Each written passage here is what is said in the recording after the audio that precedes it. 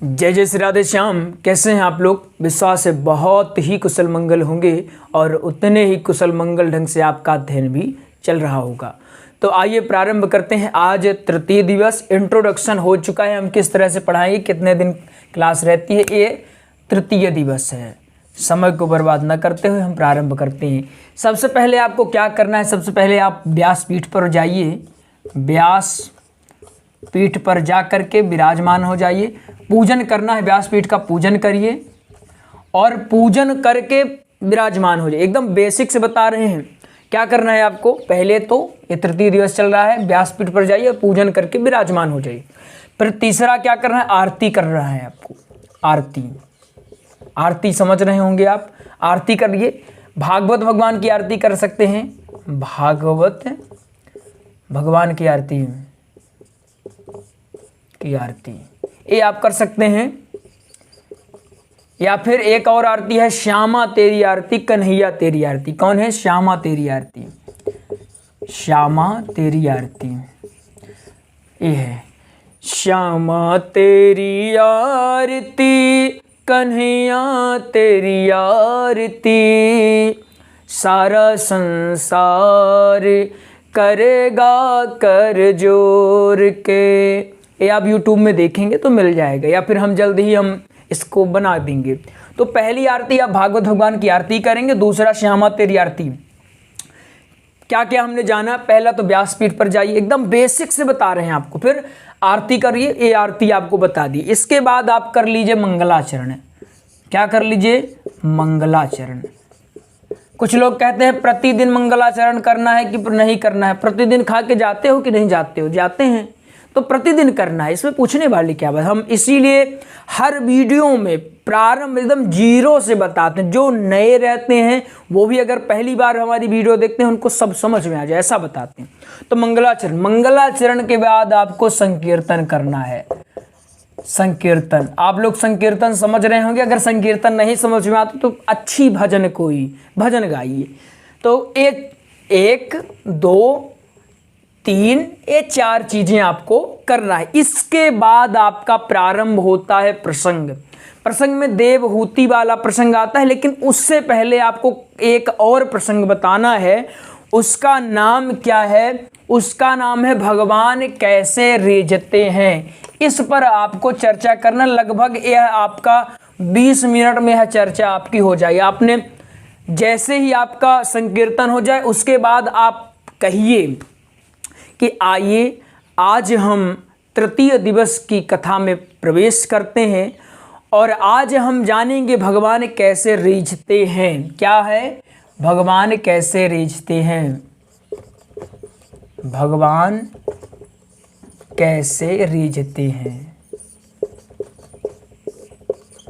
आप लोगों को ये मंच पर बैठ के कहना है। यह तृतीय दिवस कथा प्रारंभ हो गई है। आप मंच पर विराजमान हैं और कथा प्रारंभ एकदम हो गई है। अब आपको ये बोलना है भगवान कैसे रीझते हैं। इसमें कथा आती है। इसमें कथा क्या आती है कि आखिर भगवान किस तरह से रीझते हैं। क्या भगवान बड़े बड़े बाल रखने से रीझ जाते हैं, या फिर भगवान एकदम मुंडन हो जाओ तो रीझते हैं? क्या भगवान बड़ा तिलक लगाओ तब रीझते हैं, या फिर तिलक न लगाओ तब रीझते हैं? क्या भगवान अच्छा कुर्ता पहनो तब रीझ जाते हैं? क्या भगवान अच्छा माला पहने रहो तब रीझते हैं? क्या जंगल में चले जाओ तब रीझते हैं भगवान? नहीं। इसका उत्तर है नहीं। क्यों नहीं? आपको याद होंगे, ये जो हम बोल रहे हैं आपको बोलना है सब कुछ। आपको याद होंगे परशुराम। कौन याद होंगे? परशुराम। भगवान परशुराम ये जंगल जाते हैं। कहाँ जाते हैं? जंगल। आपको समझ में आ रहा होगा। ये जंगल जाते हैं क्या करने? तप करने। और तप क्यों कर रहे हैं? भगवान की प्राप्ति के लिए। लेकिन इनको भगवान नहीं मिले इनको भगवान। जबकि यहाँ आप लोग देख रहे होंगे राजा जनक जी कौन है आपको बताने की आवश्यकता नहीं है। जनक जी, राजा जनक कहीं नहीं जाते हैं, अपने राज्य में रहते हैं, लेकिन भगवान स्वयं चल के आते हैं। भगवान स्वयं चल के आते हैं। अर्थात इसका तात्पर्य क्या है? ये जंगल चले गए, तप किए, लेकिन इनसे मिलने भगवान नहीं गए। ये आराम से महल में बैठे हुए हैं, आनंद ले रहे हैं। फिर भी इनके घर भगवान बुलाए नहीं कि तुम आओ, भगवान स्वयं चल कर आए दर्शन देने। और भगवान इनको भी बुलाए कि वहाँ हम नहीं आएंगे जंगल में, आपको ही आना होगा। इसका क्या मतलब है? क्या जंगल में जाने से भगवान नहीं मिलते, घर में आनंद लेने से मिलते हैं? नहीं। इसका उत्तर ये भी नहीं आप कह सकते हो कि जंगल में जाने से भगवान नहीं मिलते, घर में बैठ के भजन करो तब मिलते हैं। भगवान किस गुण में रीझ जाएं ये कोई नहीं जानता, न जाने कौन से गुण पर दया निधि रीझ जाते हैं। अब दूसरा एक एग्जाम्पल आपको अगर समझाने का मैं प्रयास करता हूँ तो आपको याद होगी माता सबरी। याद करिए माता सबरी को। किसको? माता सबरी को। माता सबरी, इनको जग ने कितना दुष्कृत किया है यह कहने की बात नहीं है। ये जहां भी जाती थी इनको पापनी, कुंटा, न जाने क्या क्या इनको कहा जाता था, दरिद्र कहा जाता था। ऐसा कहा जाता था कि ये आए तो आते ही पानी दूषित हो जाता था, ऐसा इनको कहा जाता था। लेकिन भगवान से इनका प्रेम इतना अनन्य था, इन्होंने इतना इंतजार किया, इतना इंतजार किया कि भगवान आएंगे, मेरे श्री राम आएंगे। गुरु पर इनको पूर्ण विश्वास था कि मेरे राघव आएंगे। गुरु जी का अंतिम देहांत हुआ, देहांत हो गया। इन्होंने कहा भगवान अब मैं क्या करूंगी, मैं किसके सहारे रहूंगी? तब गुरुदेव ने कहा तुम्हें परेशान होने की आवश्यकता नहीं है और कहीं छोड़ के मत जाना, तू इसी आश्रम में रहना, भगवान खुद आएंगे। इसका मतलब क्या हुआ? भगवान ये नहीं देखते कि आप सुंदर हैं कि कुरूप हैं। भगवान को बाहरी आडंबरों से कोई लेना देना नहीं। भगवान सबरी, माता सबरी के बेर खाते हैं और कहते हैं बहुत अच्छे बेर हैं सुंदरी। अब सुंदरी किसको कह रहे हैं? माता सबरी को जो बूढ़ी हो गई हैं, उनकी पूरी त्वचा फट गई है, दांत नहीं है मुंह में, उनको कह रहे हैं सुंदरी। क्या कह रहे हैं कि हे सुंदरी, ये जो तुमने बेर खिलाया है बहुत ही मीठे हैं, बहुत आनंदित। लक्ष्मण जी कहते हैं भैया ये तो आप देखिए गलत कर रहे हैं। जो वास्तव में सुंदरी है, तारीफ के काबिल है, उनकी तो आप तारीफ करते नहीं, उनकी तरफ तो आप देखते भी नहीं। और आप इस बुढ़िया को सुंदरी कह रहे हो, जिसके दांत भी नहीं, उसको आप सुंदरी कैसे कह सकते हो? ये तो अति संयोक्ति वाली बात है। श्री राम कहते हैं, राघव कहते हैं, हे लक्ष्मण, तुम्हें इसका बाहरी आडंबर दिखाई दे रहा है इसलिए तुम इसे कुरूप कह रहे हो, लेकिन मैं इसका आंतरिक दर्शन कर पा रहा हूं इसलिए इसे सुंदरी कह रहा हूं। बाहरी आडंबर तो छलावा है, वास्तविक सुंदरता तो अंदर होनी चाहिए। हमारे हृदय के अंदर वास्तविक सुंदरता होनी चाहिए। हमारे मन मंदिर की जो सुंदरता है उसमें रीझते हैं प्रभु। बाहरी आप कुछ भी कर लीजिए, कितना भी अच्छा आप कपड़ा कर लीजिए, अच्छा कपड़े पहने रहिए आप, लेकिन इससे कौन रीझेगा? इससे जो सांसारिक लोग हैं ये रीझते हैं, भगवान रीझने वाले नहीं हैं। अब कुछ लोग कहते हैं भगवान को रिझाने के लिए उम्र चाहिए भैया, उम्र यानी बूढ़े हो जाओ तब जाकर तप करो, तो ऐसा भी तो नहीं है। ध्रुव प्रहलाद एक बूढ़े थे क्या? ध्रुव को 5 वर्ष में, प्रहलाद को 6 वर्ष में, यानी कि देखा जाए एवरेज निकाले तो 5 वर्ष ही है। ये 5 वर्ष में भगवान की प्राप्ति कर लिए, वो भी बिना कहीं गए। इसका क्या अर्थ हुआ? एक और यहाँ उदाहरण आता है आपको याद होगा माता सीता जी का जिस दिन स्वयंवर था, भगवान फुलवारी में आए, भगवान राम ये फुलवारी में आते, यहाँ फूल हम बना देते हैं आपको समझने के लिए, फूल हैं, फुलवारी में आते हैं। माता जानकी यहाँ पूजा कर रही होती है, माता जानकी पूजा कर रही होती हैं। उनकी सखी कहती है चल फुलवारी में घूम के आते हैं। माता कहती है नहीं मैं नहीं जाऊंगी, तुझे जाना है तो जा। ये जाती है फुलवारी में और भगवान के साक्षात दर्शन कर लिए। अब यहाँ संतों ने क्या कहा कि बताइए, तो बड़ी विडंबना है। माता जानकी पूजा कर रही थी तो भगवान उनके पास नहीं गए कि चलो पूजा कर रही है और ध्यान कर रही है तो पहले उससे मिल लो। तो भगवान राम उसके पास नहीं गए, जो घूम रही है इसके पास चले गए। इसका क्या अर्थ? इसका अर्थ है तो वो ये हुआ कि खूब घूमो, खूब मौज करो, भगवान उसी में मिल जाएंगे। ऐसा भी नहीं है।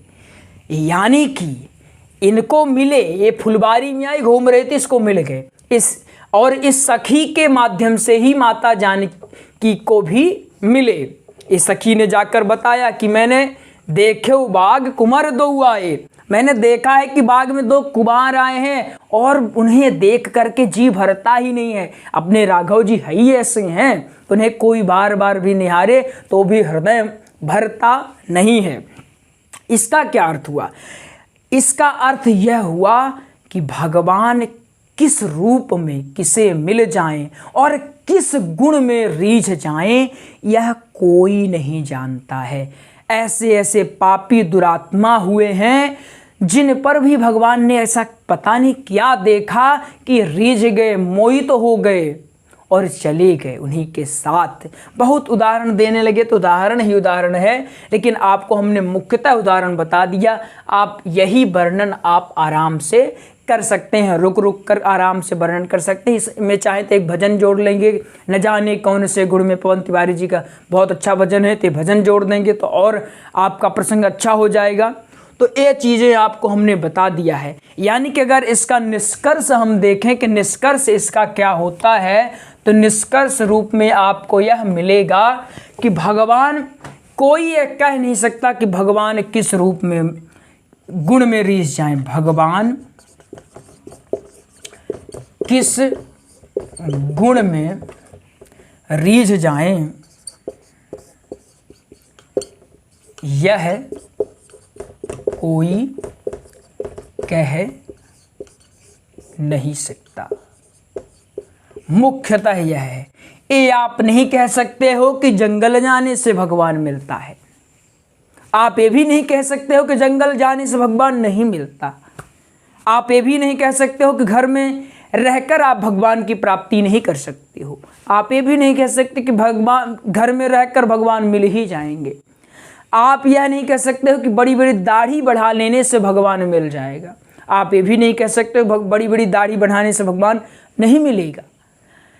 कौन से गुण पर भगवान रीझ जाएं, यह कोई नहीं कह सकता है। भगवान क्या देख लेते हैं, ये सबरी माता सबरी के माध्यम से आपको हमने बता दिया कि भगवान आंतरिक देखते हैं। अगर आंतरिक सही है, अगर प्रेम है, प्रबल प्रेम के पाले पढ़कर प्रभु को नियम बदलते देखा। यानी अगर आपका प्रेम सच्चा है, निष्ठावान है, आप में धैर्य है, आप विश्वास कर रहे हैं, तो एक न एक दिन भगवान की प्राप्ति अवश्य हो जाएगी। रूप कुछ भी हो सकता है, लेकिन भगवान आपको अवश्य मिल जाएंगे।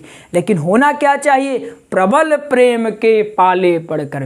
प्रेम जो है प्रबल होना चाहिए, एक निष्ठावान आप हो प्रभु में, तब आपको भगवान दौड़े दौड़े, आपको कहीं जाना नहीं है, भगवान दौड़े दौड़े आएंगे।